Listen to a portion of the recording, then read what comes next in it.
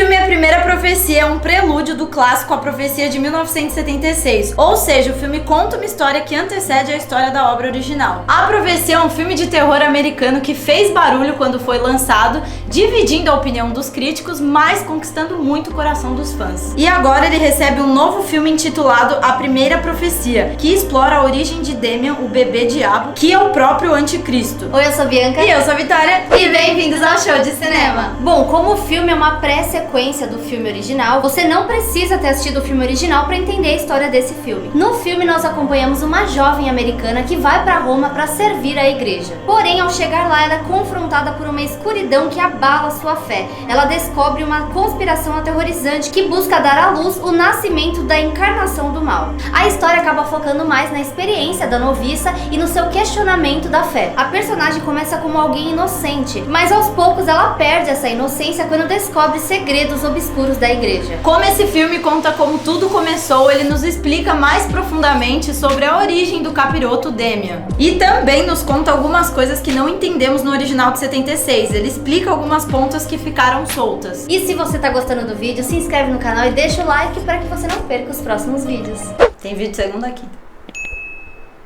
Pra quem não viu o filme original, ele narra a história de uma criança chamada Damian, que é na verdade o anticristo. Os pais adotivos não têm conhecimento disso no início, mas à medida que o tempo passa, eventos estranhos começam a acontecer. O pai adotivo logo percebe que tem algo de errado acontecendo, principalmente porque ele descobre que estão tentando trazer o anticristo ao mundo, e ele percebe que o filho dele é o escolhido para essa missão. Nesse filme a gente vai ver quem é esse anticristo, quem deu a luz a ele e toda a história que tem por trás dessas questões que foram deixadas de lado no primeiro filme. A Primeira Profecia é um filme bem violento e bem nojento, tem bastante cena explícita, de corpos, de machucados, e ele pode não ser um filme tão gore assim, mas não deixa de ter cenas bem marcantes. E tudo isso também porque a diretora desse filme, Arkasha Stevenson, curte fazer umas coisas nojentas mesmo. E sendo o primeiro longa que ela dirigiu, ela arrasou demais. Esse filme segue a mesma linha do filme de 1976, trazendo um suspense num ritmo mais lento. Mesmo que ele tenha algumas cenas de horror, não é um filme frenético. As cenas mais violentas são construídas de maneira mais lenta, o que intensifica o desconforto. É evidente que essas cenas foram mais cuidadosas e elaboradas para causar impacto. É um filme que começa normal, como qualquer filme de terror que a gente já assistiu, até porque ele não traz uma história totalmente nova. Mas o filme vai te cativando ao longo dele, e isso realmente nos surpreendeu, já que ultimamente a gente não tá dando nada pros filmes de terror. Na maioria das vezes os prelúdios não são bem sucedidos, até porque eles são muitas vezes feitos apenas para lucrar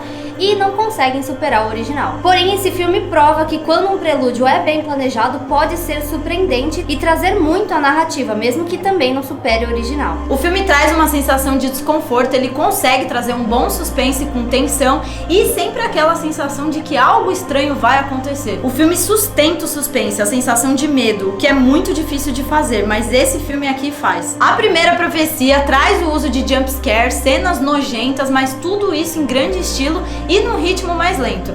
E pra quem gosta também de reviravoltas, esse filme tem também. Não é um filme que traz coisas desnecessárias, mas acaba se estendendo muito na história em alguns momentos, e isso deixa o filme um pouco cansativo. Eu fico pensando, se esse filme fosse original e não um prelúdio, será que ele não seria muito melhor? Porque assim, ele é um ótimo filme, só que como é um prelúdio, parece que fica meio com o rabo preso em algumas coisas, sabe? E vamos mencionar que é um filme de terror para maiores de 18 anos mesmo. Esse filme não tenta reduzir o terror. A própria Nell Tiger disse que o filme ele fica mais intenso mesmo exatamente porque ele teve oportunidade e espaço para criar e para chocar, por ser um filme feito para maiores de 18 anos. E outra coisa que contribuiu para o filme ser envolvente foram as atuações, onde todos do elenco se saíram muito bem e fizeram a diferença para que o filme se tornasse envolvente. A atriz principal arrasou no seu papel, ela conseguiu trazer uma inocência e ao mesmo tempo um lado sombrio e muito perturbador. Ela enfrentou cenas desafiadoras, segundo ela mesma, mas no filme ela saiu muito bem e conseguiu entregar uma ótima performance. Ela começa de uma maneira inocente até que ela vai perdendo o seu brilho depois que vai descobrindo coisas sombrias sobre a igreja,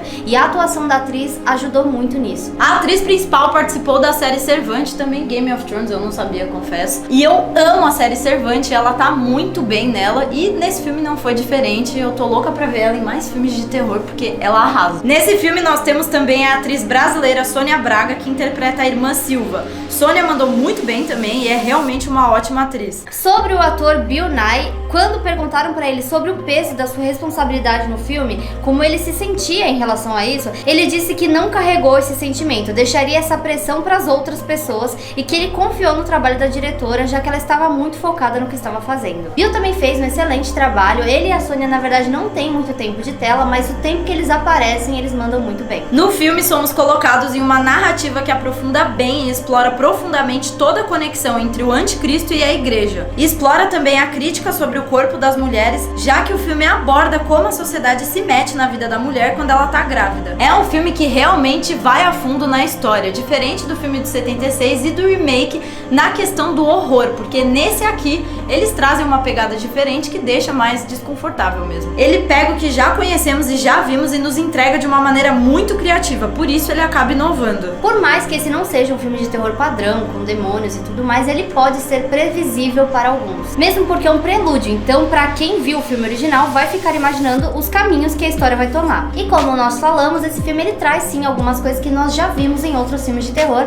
então acaba ficando um pouco previsível sim em alguns momentos. Mas de qualquer jeito é um filme que vale a pena assistir sim, já que ele aborda algumas coisas de uma maneira diferente. A trilha sonora é excelente, o trabalho de som é impecável, faz toda a diferença pro filme, ela complementa muito a atmosfera do filme. E por isso, mas não só por isso, vale muito a pena ver esse filme nos cinemas. E não podemos deixar de falar que como é um filme de época que se passa em Roma, a gente repara muito em toda a ambientação.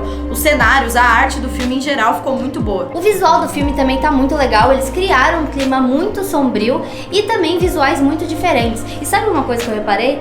Nesse filme aqui tem bastante freira, né? E nos últimos anos teve bastante filmes de freira aí saindo. É verdade. E ainda em maio vai sair Imaculada, ou seja, é muito filme de freira, gente.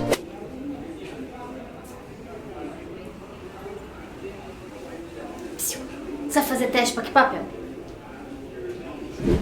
Como já mencionamos, você não precisa ter assistido ao original para entender, mas é interessante assistir porque, por exemplo, a direção desse filme tentou captar algumas coisas do filme original, como ângulo de câmera, trilha sonora. O filme tem algumas referências ao original que para quem assistiu vai pegar e vai ter uma experiência diferente. Fazer um prelúdio é uma situação delicada porque mesmo que você esteja criando uma nova história, você tem que levar em consideração a história que veio depois. Logo, o prelúdio começa em desvantagem porque ele precisa se encaixar bem na história original para não sair em desvantagem. Eu diria que é um filme que para alguns vão ter cenas fortíssimas e que ficam ainda mais intensas por todas as escolhas que compõem essas cenas. Enfim, vá sabendo que o filme tem cenas desconfortáveis. É um filme que entretém, é divertido e cumpre o que promete. Acho que no geral o filme conseguiu ser original, inovador, mas também não deixou de lado o filme original. Ele conseguiu honrá-lo e homenageá-lo. Eu costumo dizer que isso é o famoso filme puxa-saco. No bom sentido. E sobre o final do filme, o filme termina deixando pontas soltas, umas brechinhas para possíveis sequências.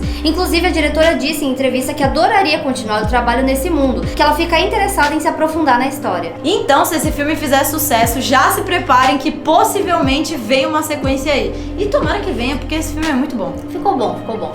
Conta pra gente o que vocês acharam do filme. E é isso, um beijo e até amanhã. Tchau!